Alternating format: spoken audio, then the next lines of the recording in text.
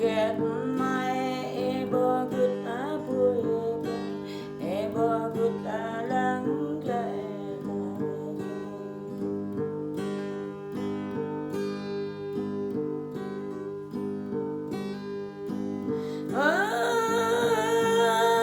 đi còn nhớ dòng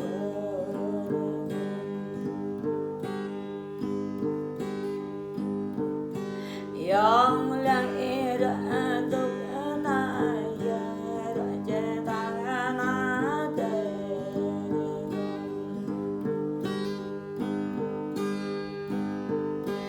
ra bay na ya ya de con nhớ có bố mình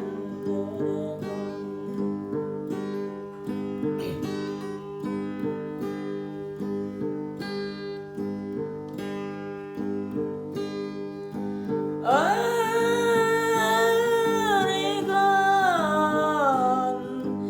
con nhớ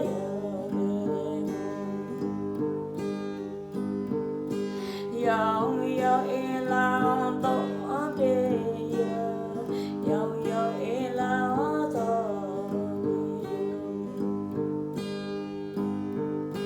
dòng dòng yên là con giá đi đây là cha đây biết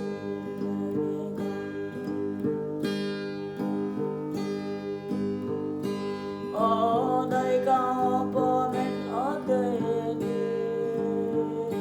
ở đây mẹ ai giống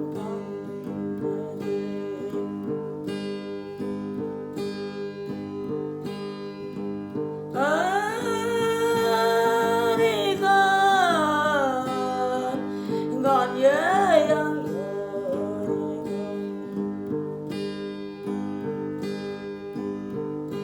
ghét mai ra út dòng không ra tay dòng không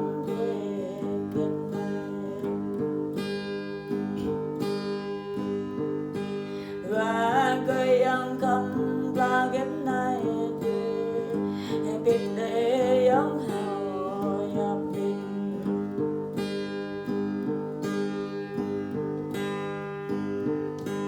giờ bố mình tôi